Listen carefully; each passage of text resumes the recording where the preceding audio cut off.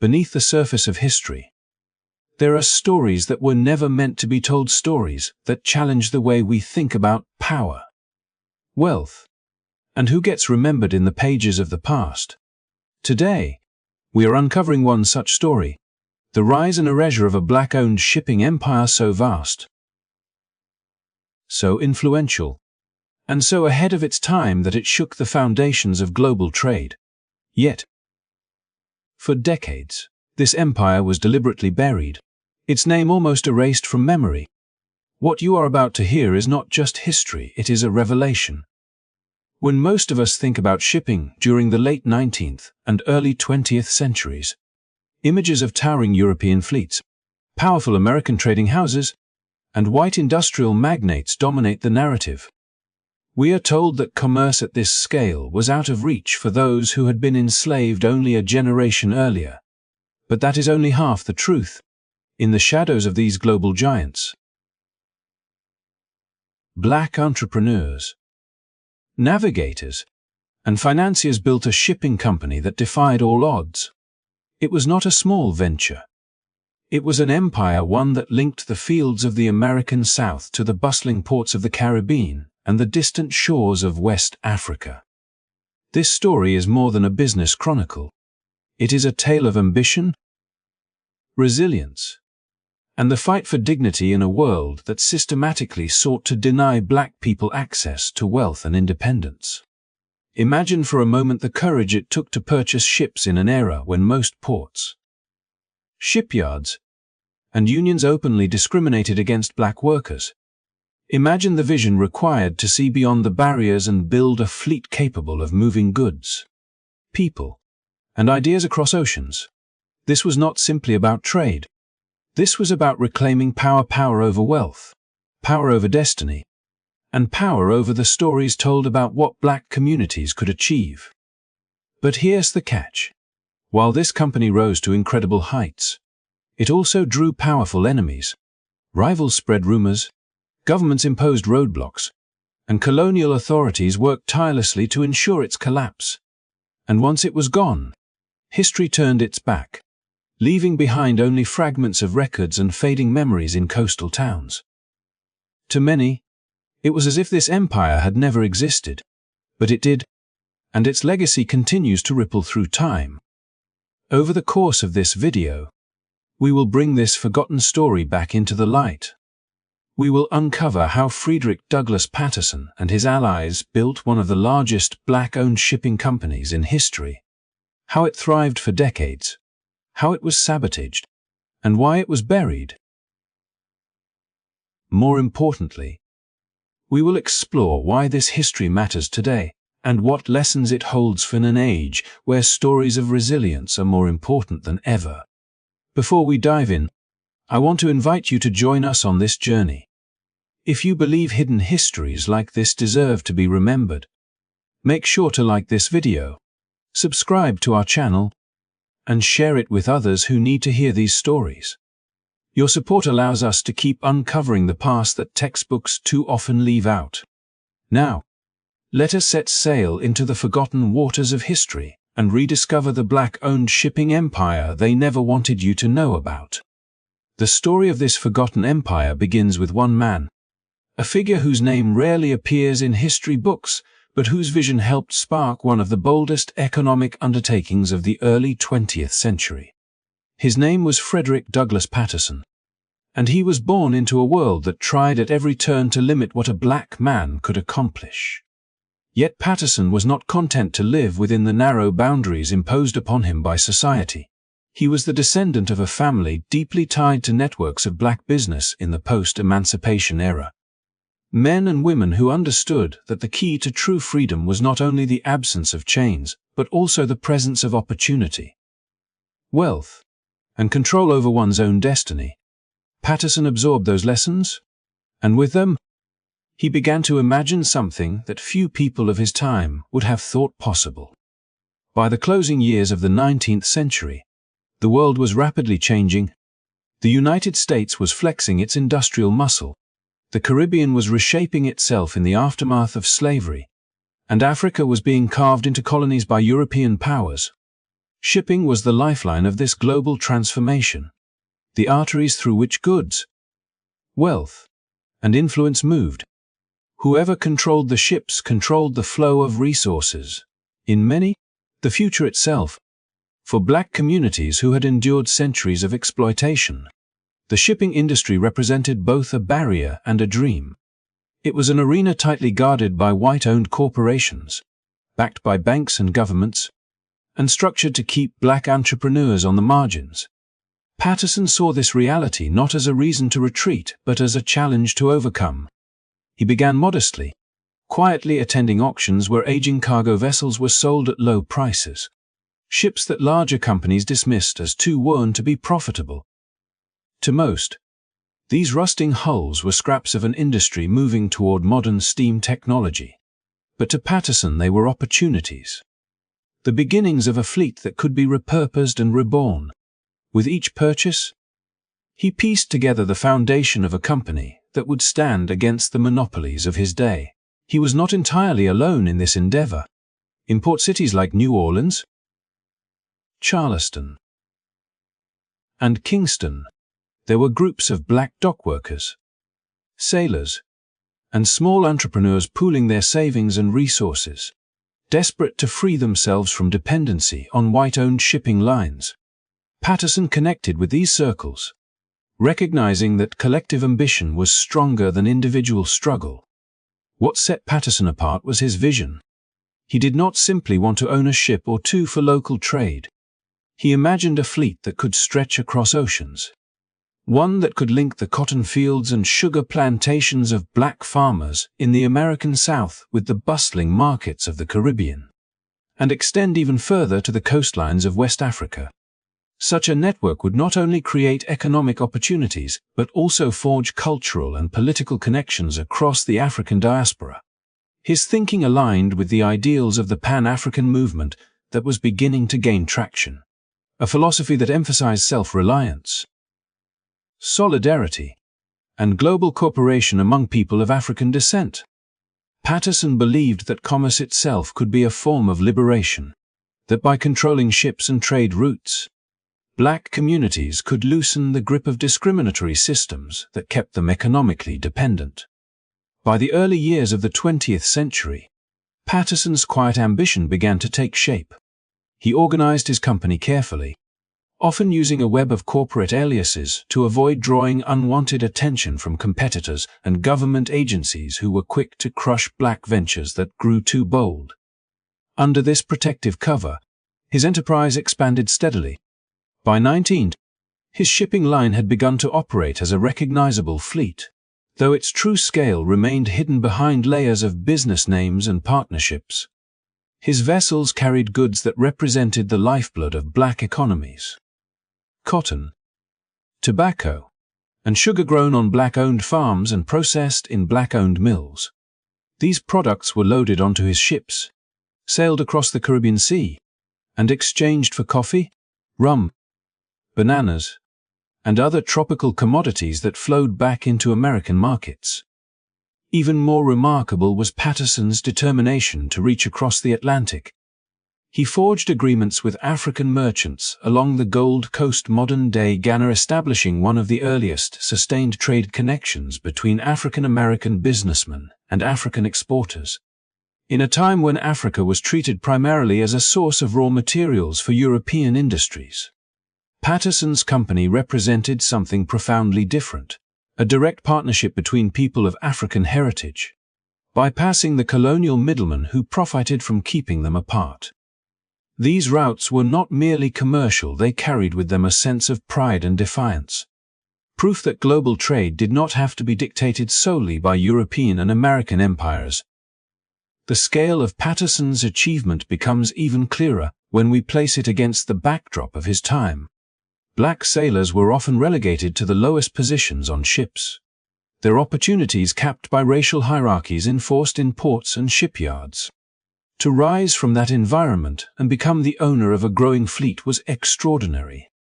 Patterson's company was not celebrated in the mainstream press, nor was it invited into the circles of elite commerce. But within black communities, it became a symbol of what was possible. It was a living testament to the idea that self-determination was not just a dream, but a tangible reality, carried on the decks of ships that bore the labor and hopes of a people determined to claim their place in the world. While history would later remember Marcus Garvey's Black Star Line, often as a story of failure and collapse, Patterson's earlier enterprise was quietly succeeding, navigating the treacherous waters of racism, competition, and political hostility for decades. His ships docked in Havana, Port-au-Prince, Lagos, and New York, connecting cities and continents in ways that challenged the racial order of the age. For those who loaded goods onto his ships, for the merchants who signed contracts, and for the sailors who stood at the helm, this was not simply business, it was history being written in real time. The foundation laid by Frederick Douglass Patterson shows us that black economic ambition was not only alive in the early 20th century, but thriving, even in the face of overwhelming odds. His story reminds us that the narrative of global commerce has always been more complex than the textbooks suggest. Behind the towering images of European trading houses stood visionaries like Patterson, whose determination carved out space for black ownership in one of the most exclusive industries of his era. It was an audacious beginning, one that set the stage for both triumph and struggle, and one that deserves to be remembered as a cornerstone of black economic history. In the beginning, Patterson's dream did not emerge fully formed as a grand empire commanding the seas. It started in the most unassuming of ways, with his careful eye at ship auctions where the hulking silhouettes of old cargo vessels stood in silent rows, their paint chipped and their engines weary from decades of service. Most bidders ignored these ships, dismissing them as relics of a bygone era unfit for the demands of modern trade. But Patterson saw in them something entirely different. He did not see rust or obsolescence. He saw possibility, the faint outlines of a fleet that could one day link communities across oceans. And he understood that while wealthy corporations dismissed these ships as liabilities, they could serve as stepping stones for someone with the vision and determination to repurpose them. Every purchase at auction was an act of faith, not just in himself but in the capacity of his community to rally behind a cause larger than any single individual. At the docks of New Orleans and Charleston, and in the bustling harbors of Kingston, there were men who knew the sea better than any textbook or map could teach.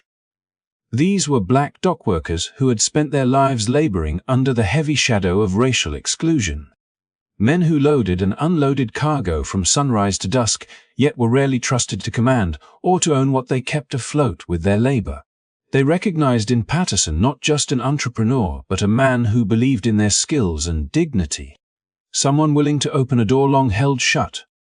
When Patterson spoke of his vision to acquire ships and establish routes that bypassed discriminatory middlemen, these dockworkers did not hesitate. They pooled their modest savings, a testament to their faith that the risk was worth it. And with those contributions, the outlines of an enterprise began to sharpen. In those early years, the gatherings that gave shape to this dream did not take place in corporate boardrooms or grand financial halls.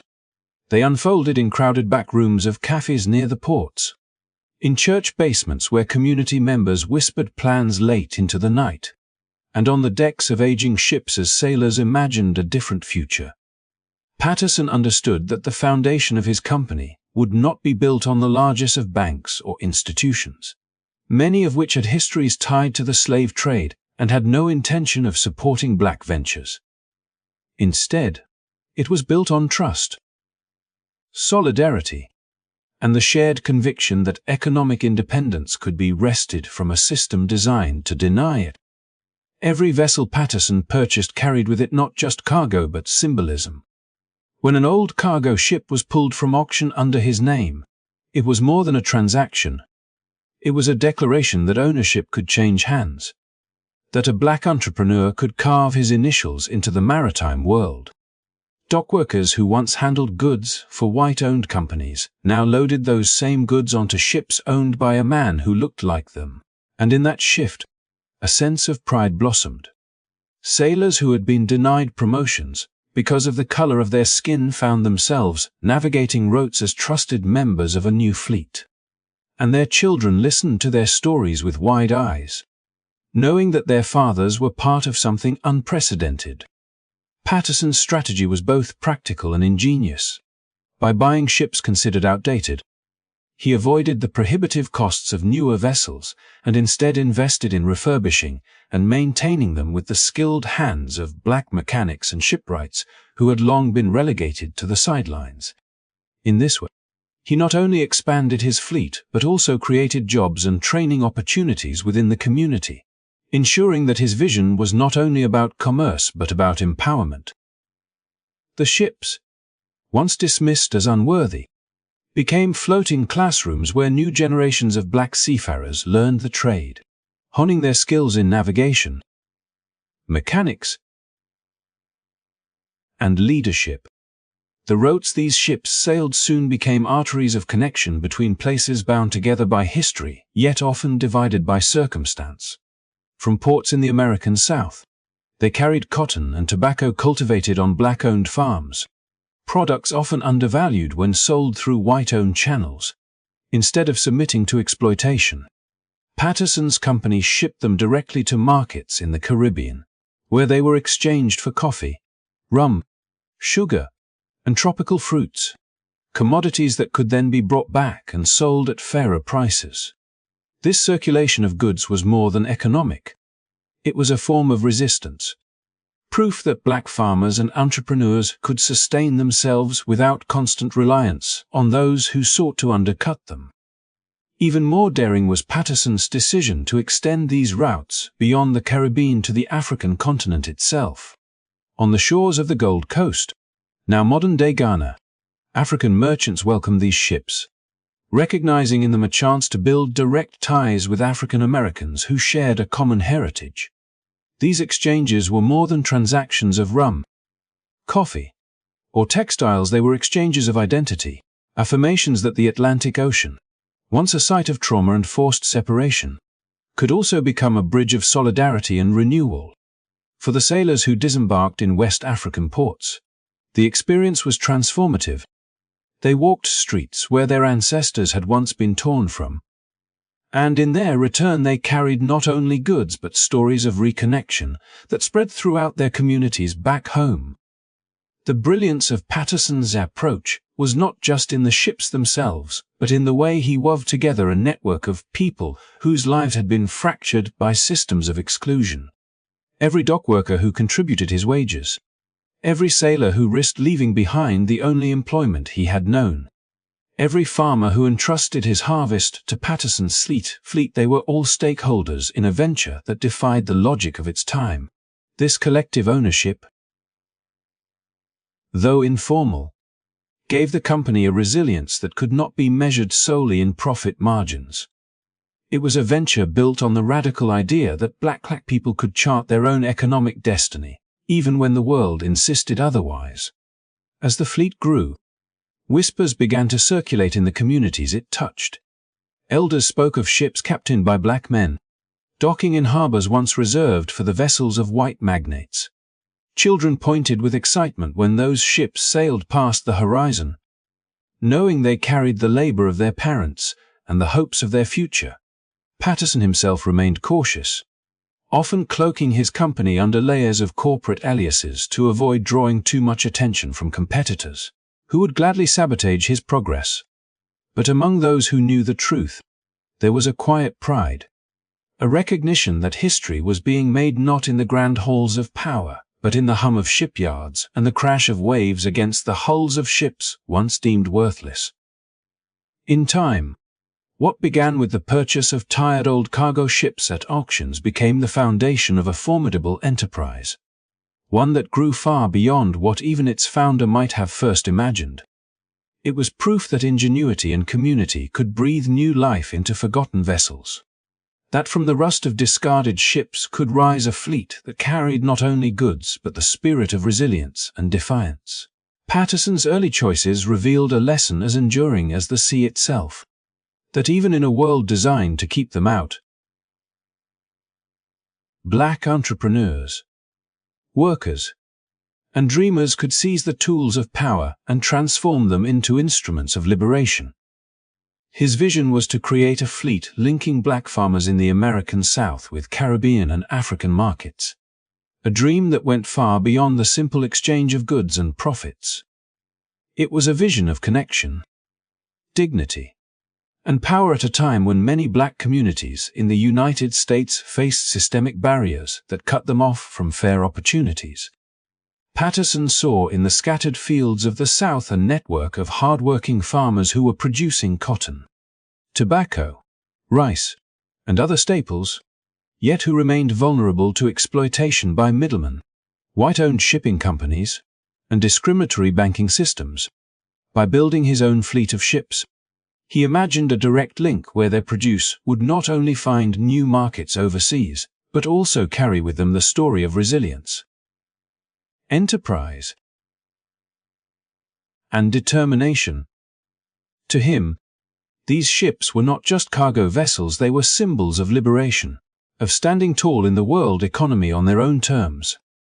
From the very beginning, Patterson understood that a fleet could never simply be about steel hulls, sails, or cargo holds. It had to be about the people whose hopes it carried. He knew the South's black farmers, often trapped in cycles of debt and sharecropping, longed for a fairer way to sell their harvests.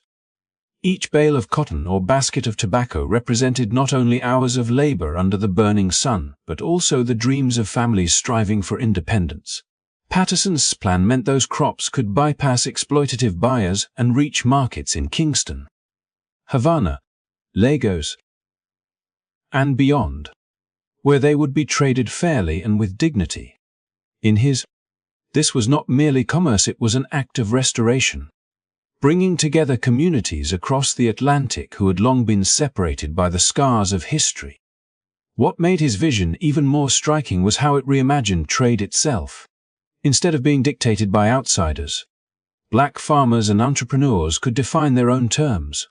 He wanted to create cycles of prosperity, American farmers supplying Caribbean demand, Caribbean producers sending back sugar, coffee, and rum, and African traders contributing palm oil, spices, and textiles.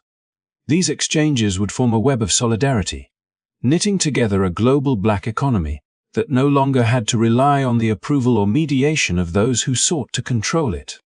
Every ship sailing out of a southern port, every cargo loaded onto the deck, would be more than merchandise, it would be a declaration of self-determination. To make this dream tangible, Patterson drew upon his earlier experience of acquiring old cargo ships at auctions. He saw their rust not as decay but as potential. With the backing of black dockworkers, carpenters, and small investors, he could breathe life into vessels that others dismissed as useless.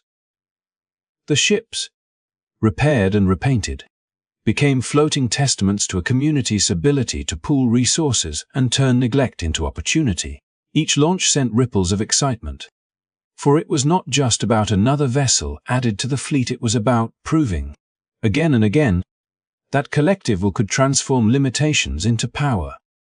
The image of those ships embarking on their voyages lingered in the minds of many. Families along the docks would watch as the vessels departed, loaded with cotton bound for Caribbean ports. Children would wave, imagining what distant shores might look like, while elders whispered about the significance of such ventures. It was as if every voyage carried not only cargo but also pride, telling the world that black enterprise was alive and forward-looking. This was trade infused with meaning, commerce that doubled as resistance.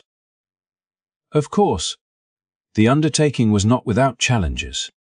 Patterson and his allies faced skepticism from those who doubted that such an ambitious vision could survive in a world still heavily shaped by prejudice and monopolized by entrenched shipping powers. But he pressed on, insisting that each setback was a chance to refine and grow stronger. He constantly reminded supporters that the venture was not just about one man's ambition, but about creating a bridge across oceans, one that future generations could walk across with confidence. What gave his vision its staying power was how deeply it resonated with the wider black diaspora. In the Caribbean, traders saw the promise of more equitable partnerships. In Africa, merchants recognized the possibility of reconnecting with communities across the Atlantic on new terms, ones rooted not in bondage but in mutual respect. And in the South, farmers began to sense that their toil could finally break free of cycles that had long kept them at the mercy of exploiters. Each group saw a piece of themselves reflected in the vision, and together they formed a tapestry of support that strengthened the endeavor. In many, Patterson's fleet represented an early form of what we now call globalization, but with a profoundly different spirit. It was not driven by conquest, extraction, or inequality. Rather, it was anchored in empowerment, fairness, and community. His goal was not to build an empire, but to weave connections that had been frayed by centuries of disruption. Through every negotiation, every shipment, and every partnership, he sought to reclaim the dignity of economic independence for his people. The significance of this vision can only be understood when placed against the backdrop of its time. The late 19th and early 20th centuries were periods of immense transformation. Yet for black communities, many doors remained firmly shut. Patterson's plan was like a key carved out of sheer willpower, forcing open opportunities that otherwise would have been denied. In those moments when his ships cut through the waves, they symbolized more than the transfer of goods. They embodied the bold idea that communities could write their own destiny, one voyage at a time. Ultimately, Patterson's dream of linking Southern farmers with Caribbean and African markets was about rewriting the narrative of commerce. It sought to take the very forces trade, shipping, and agriculture that had once been tools of exploitation and turn them into engines of empowerment. It was about refusing to remain on the margins and instead stepping boldly onto the global stage. And though the challenges were immense, his vision endured, inspiring countless others who saw in those ships a reflection of their own aspirations. In the end, his fleet was more than an economic project. It was a movement, a story of courage, and a living proof that communities could carve out freedom even on turbulent seas. Every voyage, every dockside gathering, every handshake sealed in distant markets, carried the same unspoken message: that unity and determination could transform the course of history. Long before Marcus Garvey launched his famous Black Star Line, there existed a bold and ambitious venture that carried a similar spirit of defiance, hope, and determination. A company that would eventually be remembered informally as the Black Star Line of its time, though history has all but erased its story from the collective memory. It was born out of the vision of men who understood that economic independence was the truest form of liberation, who saw beyond the farms and small shops of the American South and dared to imagine black goods, labor, and creativity flowing across the Caribbean, Africa, and the Atlantic world, carried by ships that they themselves owned, captained, and operated. At a time when the global shipping industry was dominated by white-owned corporations and controlled by financial institutions that gave little space for black entrepreneurs to breathe, this company emerged as a testament to resilience, a living example that ambition could chart its own course even when the odds were stacked against it. The company's origins lay not in extravagance but in necessity. Born from the frustrations of farmers who toiled under an exploitative system that left them dependent on middlemen who pocketed the profits while they remained trapped in cycles of poverty. To break free, they needed more than determination. They needed access to markets, the ability to sell their crops directly, and the power to transport goods without relying on systems designed to keep them subordinate. The vision that arose was nothing short of revolutionary, for it sought to connect black farmers in the American South directly with buyers in the Caribbean islands and even in Africa, bypassing the entrenched networks that had long dictated who could sell, who could profit, and who could be left behind. To achieve this, they pooled resources, called upon trusted leaders within their communities, and began acquiring ships, humble vessels at first, but each one carried with it the dreams of countless men and women who believed that progress was not just possible, but within their grasp. Soon, the company was no longer just an idea whispered in back rooms or prayed over in church pews.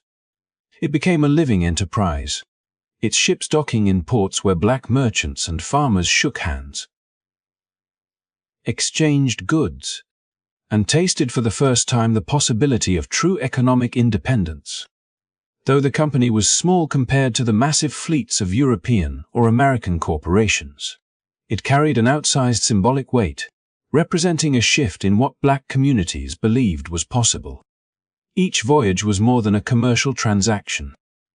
It was a declaration that they could chart their own destiny, command their own vessels, and link their labor not to chains but to markets that valued them fairly.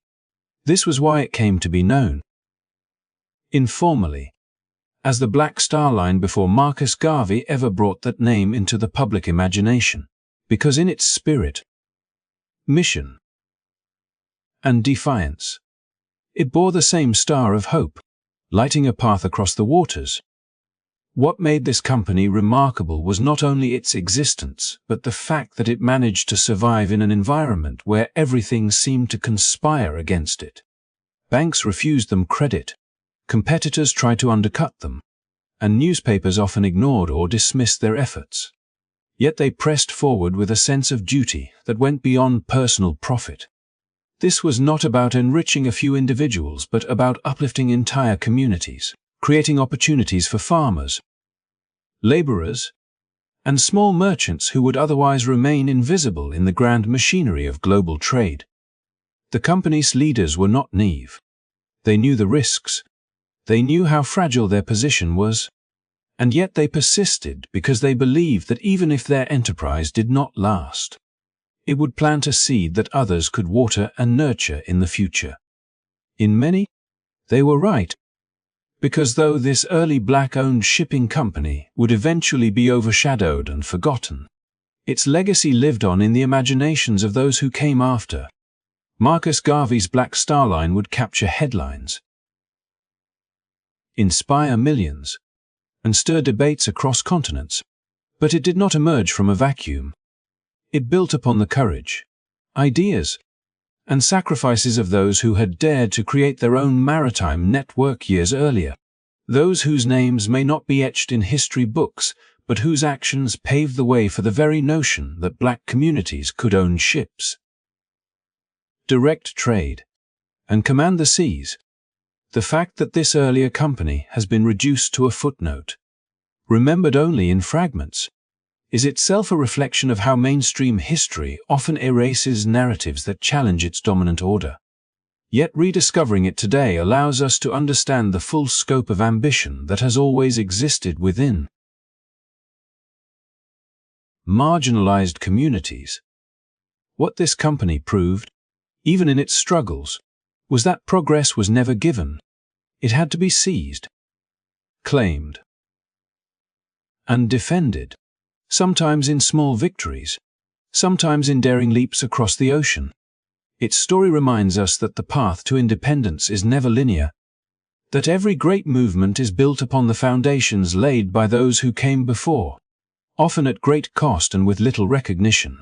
And so, when we remember Marcus Garvey's Black Star Line, we must also honor this earlier, lesser-known enterprise, for it was the first star to shine on those dark waters, a beacon of what could be achieved when courage, vision, and unity set sail together.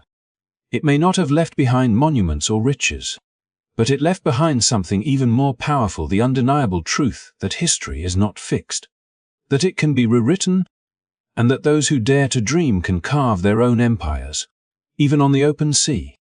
By the 1910s and 1920s, the company had grown into something that surpassed the modest dreams of its founders, standing as a tangible symbol of what vision, resilience, and unity could achieve.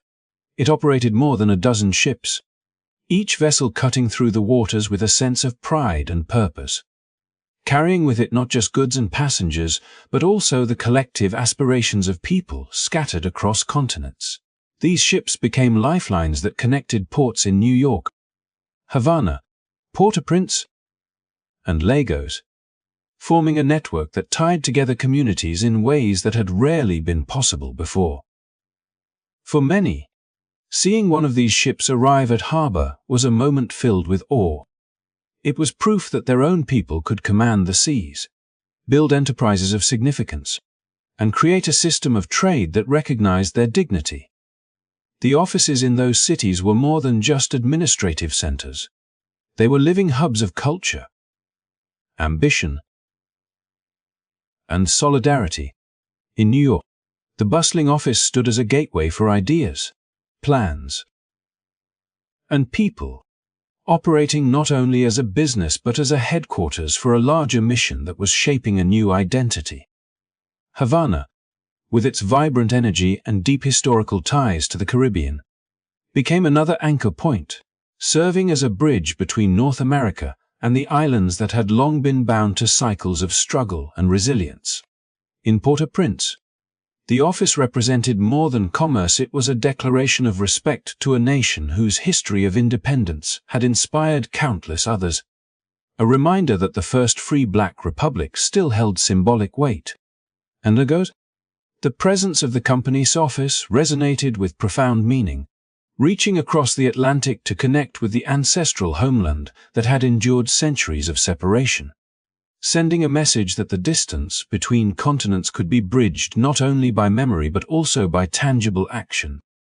Every ship that departed carried stories, and every return brought with it new possibilities. Goods moved between these ports: timber, food, textiles, and all manner of trade, but just as important were the intangible exchanges. Conversations held on deck, ideas between passengers, and the vision of a world less constrained by imposed limitations. Each voyage reminded people that economic independence was possible, that they did not have to remain on the margins of global commerce. The company, through its presence and persistence, made the abstract notion of unity real. It reminded those watching from the docks or reading about its progress in newspapers that the seas could be navigated under their own banners and not solely under the flags of others. The symbolism was as powerful as the practical reality. For years, people had been told what they could not do, where they could not go, and how they must remain dependent on systems designed to limit them.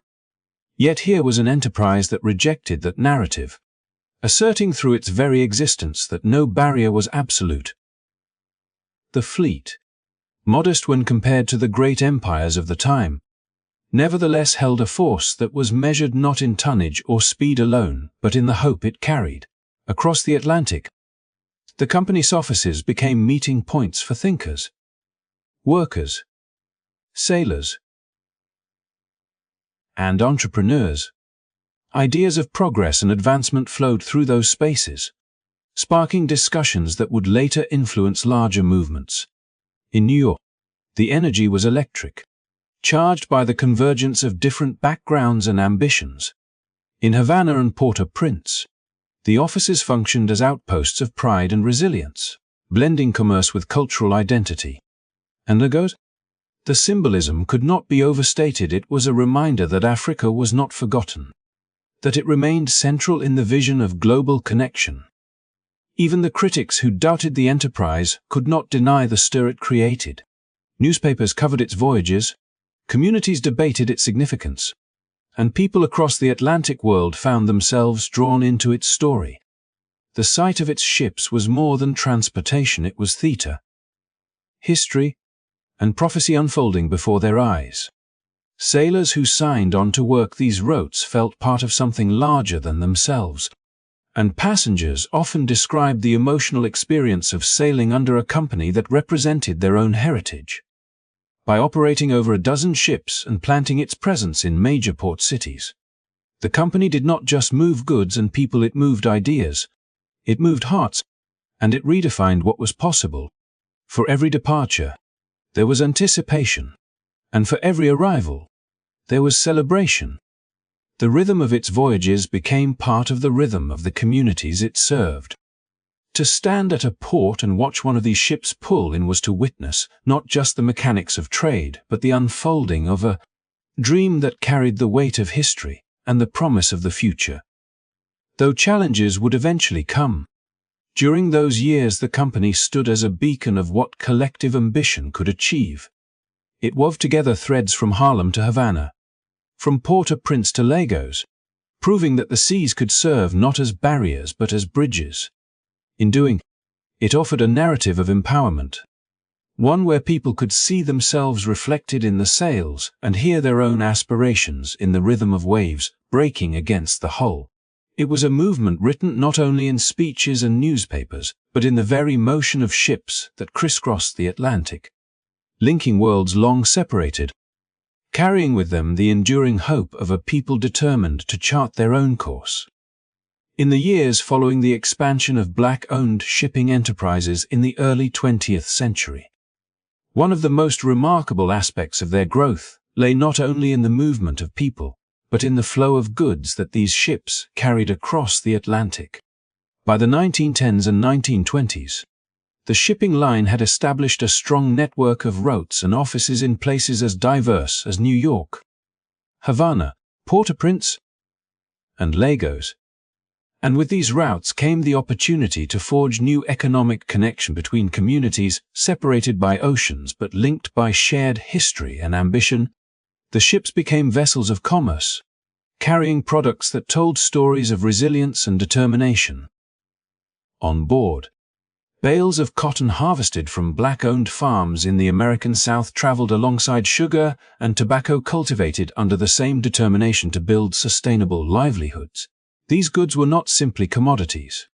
They were symbols of independence, the fruits of labor that had once been denied freedom, now making their way across the world under the management of black entrepreneurs who claimed their space in global trade. In return for these exports, the ships brought back a bounty of goods from the Caribbean and Africa: coffee, rum, and fresh fruits that carried the scents and flavors of tropical shores. Each transaction spoke of a broader vision, one that saw trade as more than profit. It was a way to knit together communities across the diaspora. The cotton might find buyers in bustling markets of Havana or Lagos, while barrels of Caribbean rum might be unloaded onto New York stocks, creating not only business opportunities but also cultural connections. The presence of these goods in new places highlighted a quiet revolution. Black farmers and business owners were no longer just surviving within the constraints of hostile economies. They were actively shaping markets, creating demand, and proving that their labor and enterprise held a place on the world stage. Every crate, every shipment, carried with it an unspoken declaration that these communities could not be erased from the global narrative of commerce and exchange. What made this network even more remarkable was how it reflected a broader effort to carve out autonomy in a world where racial barriers remained deeply entrenched. The trade of cotton, sugar, and tobacco was steeped in historical irony, for these very goods had once been cultivated under systems of forced labor, enriching empires while oppressing those who toiled in the fields. Now, in a turn of history, these same crops were harvested under the ownership and management of black farmers, shipped across the Atlantic by black-owned companies, and exchanged for goods that carried the promise of prosperity. It was as though the trade routes themselves had been reclaimed, repurposed not for exploitation but for empowerment, signaling that history, while heavy with scars, could also bend toward new directions when vision and determination aligned. This trade was not without its challenges. Of course, the markets were competitive, dominated by well-established companies that often had more resources and political backing. Yet the very act of engaging in this commerce was a statement of defiance. Black-owned ships docking at ports in Havana or Port-au-Prince sent a powerful message, one that echoed beyond the immediate transactions of sugar or rum. It was a message about visibility, about presence, about refusing to remain confined to the margins of history. When barrels of coffee from Africa were loaded onto vessels that had just delivered cotton from the south, it represented more than trade. It symbolized an unbroken chain of resilience stretching across continents. Families that had been torn apart by centuries of displacement were now, through the rhythms of commerce, reconnected in small but meaningful ways. These exchanges also nurtured a cultural flow that enriched both sides of the ocean. Caribbean fruits arriving in American markets introduced new flavors to local communities, while African coffee became a staple in households that had once only dreamed of such luxuries. Similarly, the goods leaving American shores carried with them the spirit of their growers, embedding the identity of black farmers into global consumption patterns. Each port of call became a stage where identity, memory, and ambition converged, reminding everyone who watched the ships load and unload that something new was taking shape. These were not just transactions, they were stories, woven into the fabric of everyday life. Stories of people who had taken control of their destinies and were now leaving their mark on international commerce. The significance of this trade went beyond economics. It created an infrastructure of hope, showing young men and women that their labor could reach distant lands, that their hands were part of something larger, something global. In towns where poverty had once seemed inescapable, the sight of a ship returning with exotic goods symbolized possibility. It was proof that black-owned businesses were not merely surviving within their own neighborhoods, but were contributing to a grander narrative of progress and connection. The presence of Caribbean rum in American homes or African fruits in Caribbean markets became daily reminders of a shared destiny, one that transcended borders. In this way, commerce became culture, and trade became testimony. Through these exchanges, a new sense of belonging emerged, one that linked the southern farmer to the African grower, the Caribbean distiller to the merchant in New York. They were all participants in a shared journey of building futures against the odds, using the very tools and crops that had once symbolized their oppression as instruments of empowerment. This circulation of goods, cotton, sugar, tobacco, coffee, rum, fruits, was not random but deliberate, reflecting choices to engage in networks that gave dignity to labor and meaning to enterprise. It was not just about what was being sold or bought. It was about who was doing the selling and buying, and the larger narrative of reclaiming agency in a world that had too often denied it.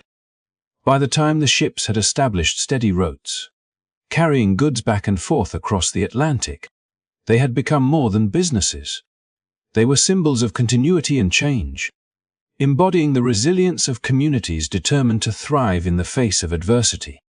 Each journey carried with it not only goods but also a quiet affirmation of identity and purpose.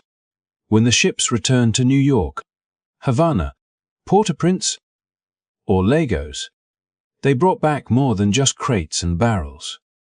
They carried with them proof that history was not static, that the descendants of those once excluded from trade could, in fact, command it. The story of cotton, sugar, tobacco, coffee, rum, and fruits was thus not merely a tale of commerce, but a profound narrative of transformation. Bridging continents, reshaping identities, and reminding the world that black enterprise was here to stay. In the decades that followed emancipation, the search for autonomy and prosperity among African Americans was not confined to the boundaries of the United States. There was an instinctive pull toward the wider Atlantic world, where memories of ancestral homelands and the opportunities of global commerce intertwined. The emergence of a black-owned fleet represented more than just a venture in shipping. It was a bold statement that African Americans were not content to remain on the margins of the economic order. Instead, they sought to carve a place for themselves in the very systems that had once exploited their labor. These ships became lifelines, bridging ports from Charleston and Savannah to Lagos and Monrovia, carrying not just goods but also stories, aspirations, and symbols of a community rising against the odds. The fleet established some of the earliest sustained trade connections between African American businessmen and African merchants, and this was revolutionary in its time. It marked the moment when a community that had long been reduced to commodities on transatlantic voyages now commanded its own vessels, its own and its own destiny. On board, barrels of cotton, sugar, and tobacco were carefully stowed, products of black-owned farms that testified to resilience and entrepreneurship after centuries of oppression. In return, the holds filled with the scents and flavors of Africa, and the Caribbean coffee beans packed in burlap, fragrant rum in sealed casks, and baskets of tropical fruits that reminded many of shared roots across the ocean. What might have seemed ordinary commerce was, in reality, a cultural reunion, a reclamation of agency through trade. Each voyage carried layers of meaning beyond economics. For African American captains and crews, the sight of the African coastline emerging on the horizon stirred emotions that words could scarcely capture.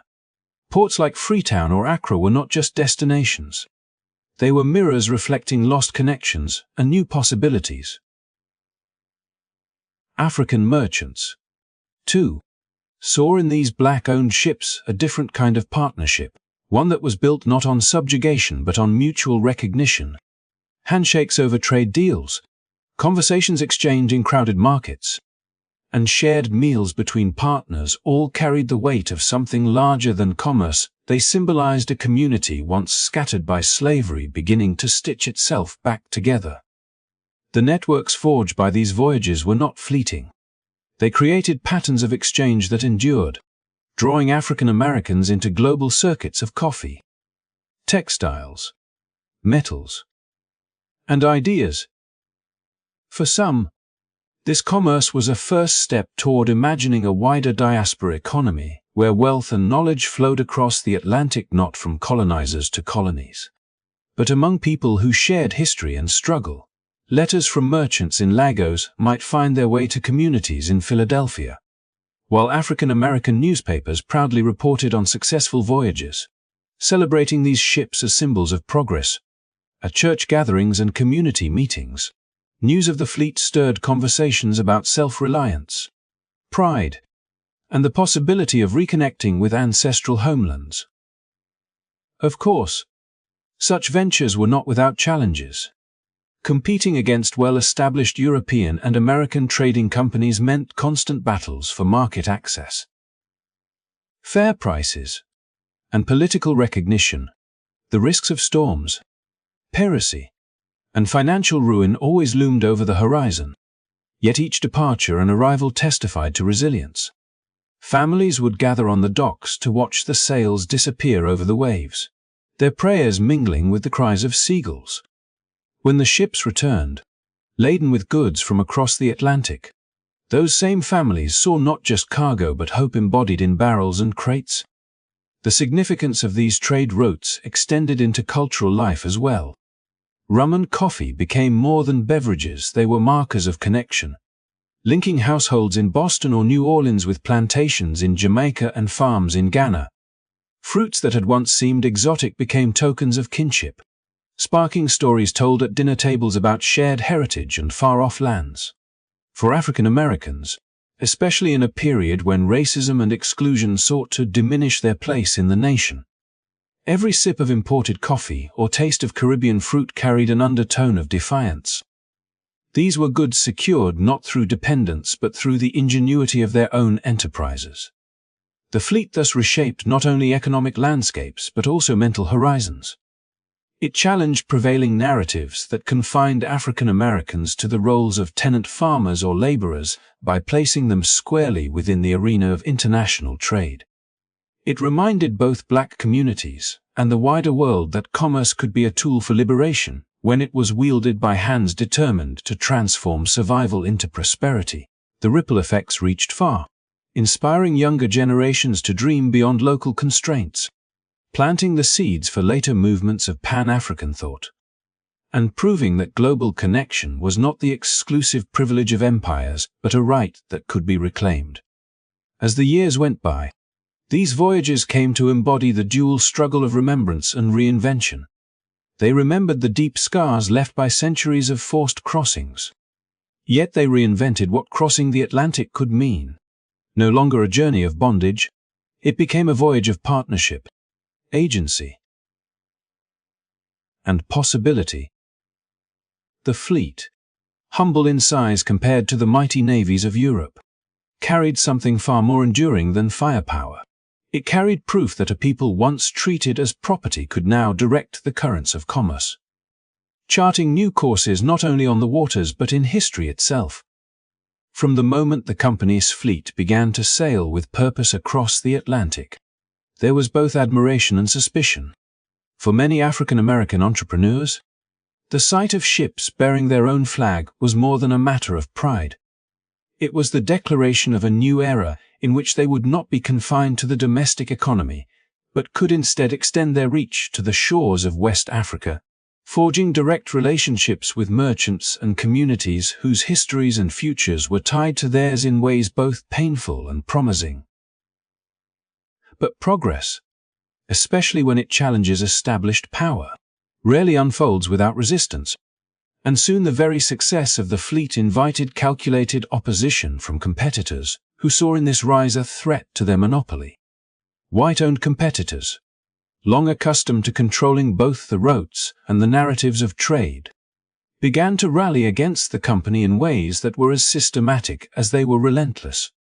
Their campaigns were not overt battles fought in the open sea, but rather a series of bureaucratic and financial maneuvers designed to choke the life out of a movement that had dared to alter the balance of power. Port restrictions became one of their most effective weapons. As local authorities, many swayed by the lobbying of established shipping magnates, suddenly found endless reasons to deny docking rights or delay cargo unloading. Time was money in the shipping world, and each unnecessary delay cost the company not only revenue, but also the confidence of their trading partners who needed reliable schedules to sustain their own markets. The obstacles did not end at the docks. Insurance rates for the company as ships inexplicably began to climb, often set far higher than those charged to rival vessels. Insurers, controlled or influenced by entrenched interests, argued that African American-owned fleets posed greater risks, citing fabricated statistics or amplifying minor incidents into evidence of supposed instability. In reality, these ships were no less safe than any others on the Atlantic, but the inflated premiums drained resources that could otherwise have been reinvested into expansion. Ship maintenance, or competitive pricing. To the company's leaders, it felt less like business competition and more like economic warfare disguised in legal contracts and financial paperwork. Adding to the pressure, authorities conducted frequent inspections of the vessels, often under the guise of ensuring safety and compliance with maritime regulations. Yet these inspections far exceeded normal practice. Officials boarded the ships with intimidating regularity, sometimes detaining crews for hours or even days, combing through manifests with the hope of uncovering infractions that rarely existed. While inspections were part of standard procedure for all fleets, the sheer frequency and aggressiveness directed at this company revealed the broader strategy: to wear them down, to make operations so burdensome that continuation would seem impossible. Each inspection disrupted voyages, delayed deliveries, and created the impression to outsiders that the company was under perpetual scrutiny, an image that further eroded trust among potential investors and clients. What made these attacks especially insidious was that they did not operate in isolation. Restrictions, inflated costs, and inspections compounded one another, leaving the company's leadership navigating a labyrinth where each step forward triggered another obstacle. A delayed port entry meant spoiled goods, which in turn increased claims against already expensive insurance, while inspections compounded the delays and damaged the firm's reputation. The coordinated nature of these challenges left little doubt that this was more than coincidence. The company was facing a systemic attempt to suppress its independence and success.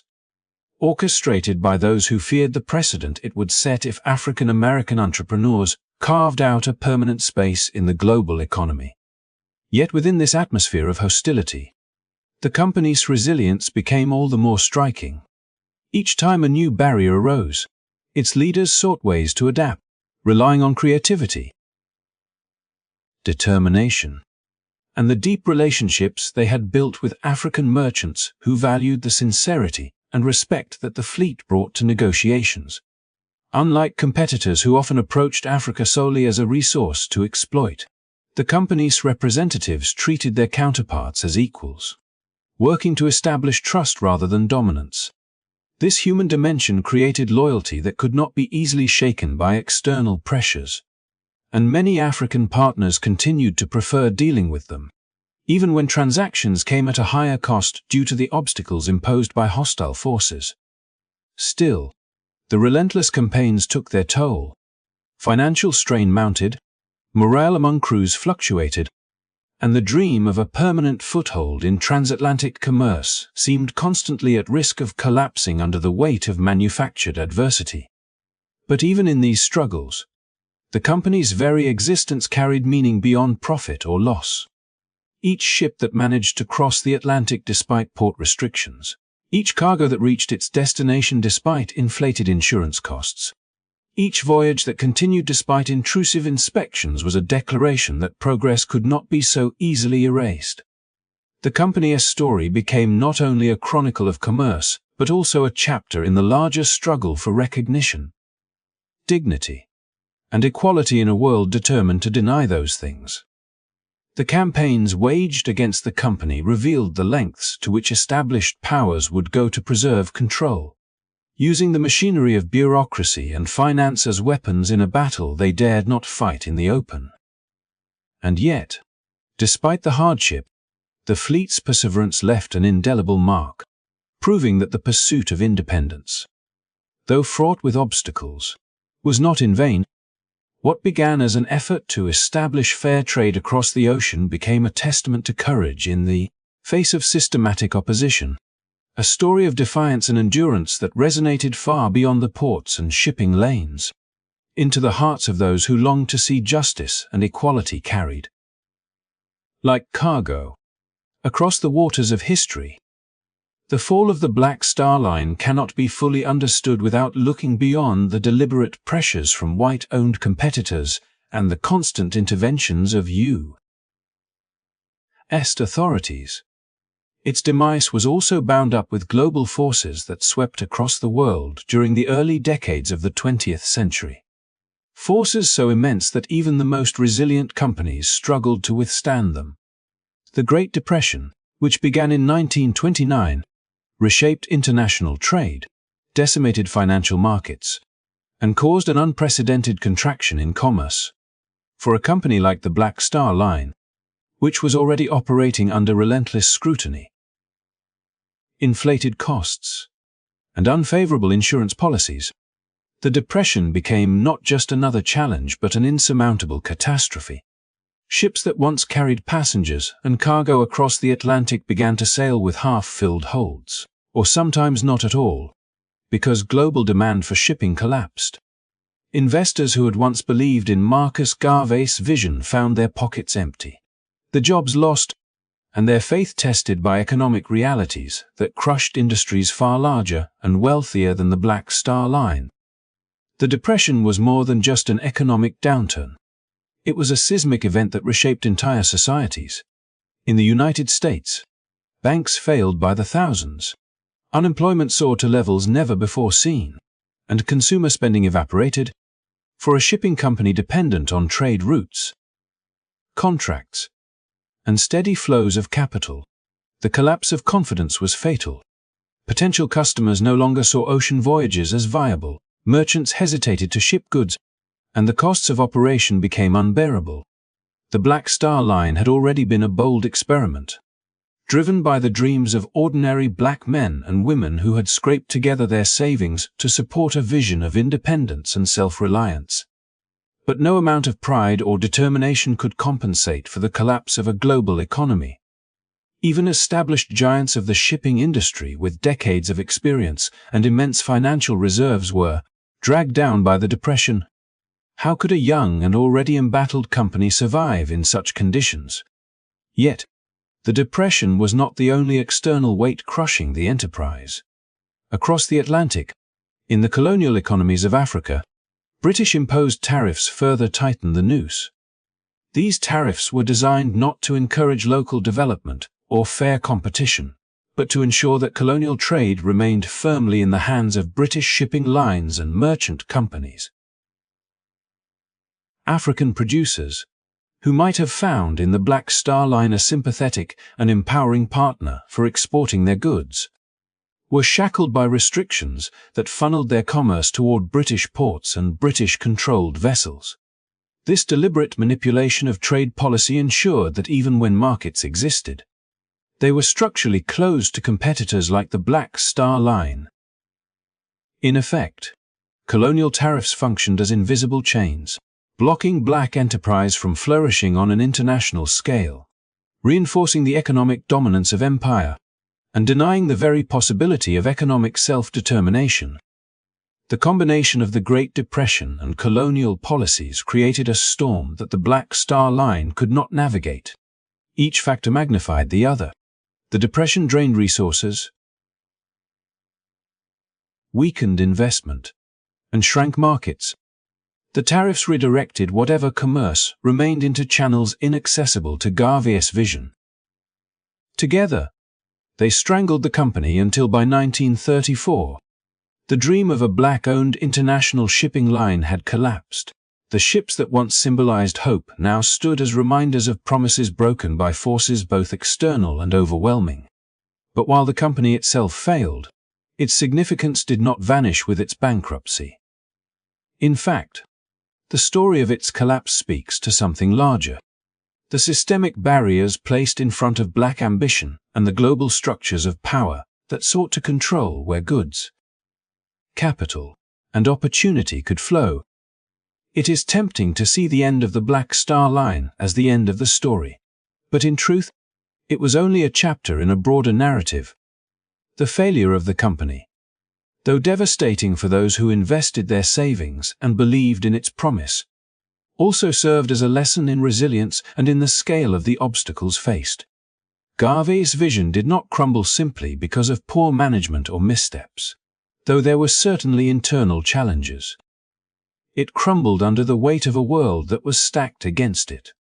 A world where colonial authorities and capitalist competitors ensured that black independence remained not only a distant dream but a threat to be neutralized. The Depression exposed just how fragile even the strongest ideals could become when confronted with global economic disaster, while the British tariffs underscored how empire could dictate who could trade and who could not. By 1934, when the Black Star Line officially collapsed, it left behind both disappointment and inspiration. For many of its supporters, the loss was personal, measured in hard-earned dollars and dashed hopes. Yet, it also left behind a legacy of defiance. The attempt itself proved that black communities were willing to challenge the structures of global commerce, that they could dream not only of equality within existing systems but of building their own, even in failure. The company revealed the magnitude of ambition and the depths of resistance it inspired. It highlighted the global interconnectedness of race, power, and economics, showing that black empowerment was not simply a matter of local struggles but of international systems determined to maintain control. The fall of the Black Star Line under the combined weight of the Great Depression and colonial tariffs is, therefore, not just a story of collapse but of context. It is about how one company, born from vision and determination, collided with the realities of a world hostile to its existence. Its end reminds us that progress often comes in painful steps, and that even when dreams are crushed, the echoes of their attempt continue to resonate across generations. Marcus Garvey's shipping line may not have survived the economic storms of its era, but the dream of self-reliance, independence, and global black solidarity it embodied remains part of the enduring fabric of history. In that, while 1934 marked the end of a company, it did not mark the end of the movement it helped ignite.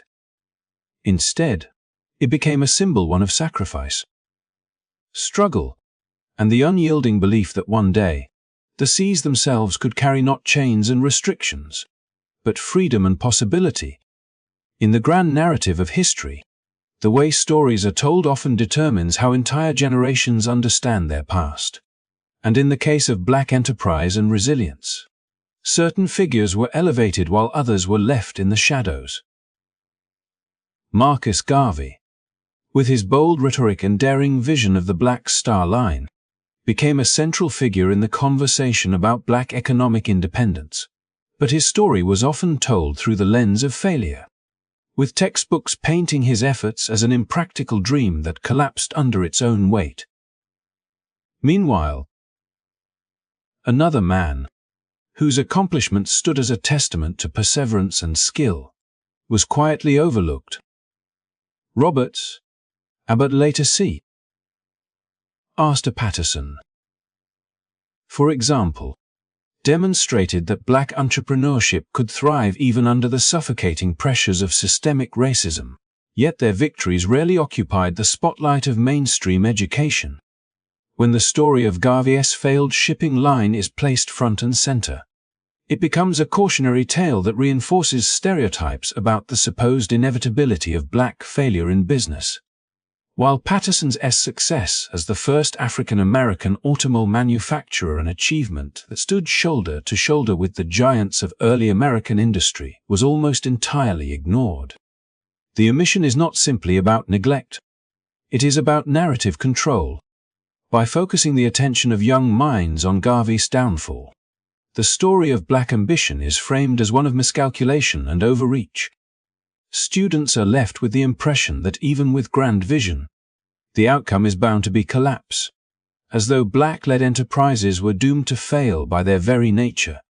This distorted lens diminishes the possibility of imagining alternative futures, where resilience, creativity, and innovation could thrive in spite of adversity. Patterson's story, had it been properly taught, would have offered a very different lesson. His company began humbly, first building carriages before transitioning into the rapidly growing automobile market.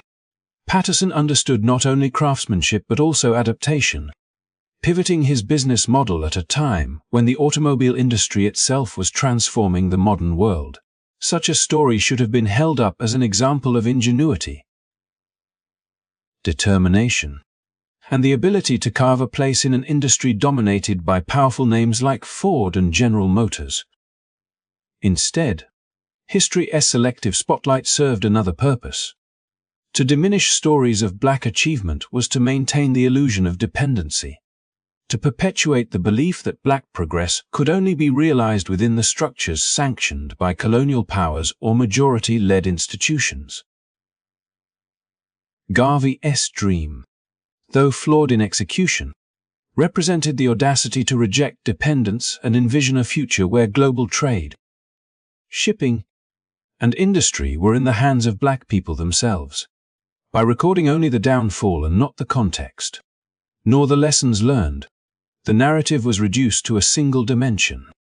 The audience was not told of the extraordinary obstacles Garvey faced, from targeted government crackdowns to systematic denial of access to capital.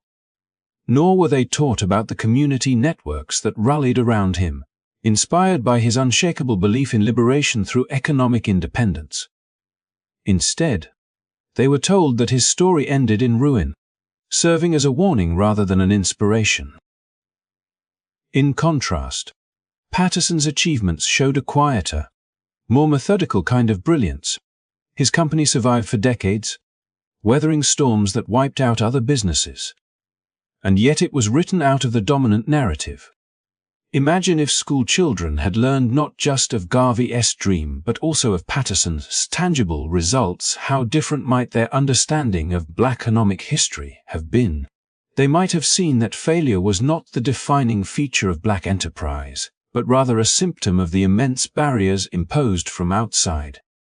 They might have been taught to see black innovation as integral to the shaping of modern industry, rather than a footnote or anomaly.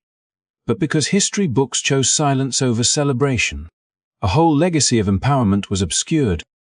This pattern of selective memory reveals how narratives of power are constructed.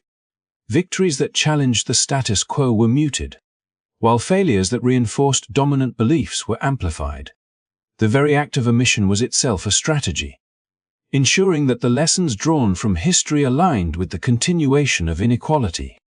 When Garvey's Black Star Line is remembered only as a failure, it casts a long shadow over subsequent generations who might otherwise have drawn courage from his defiance.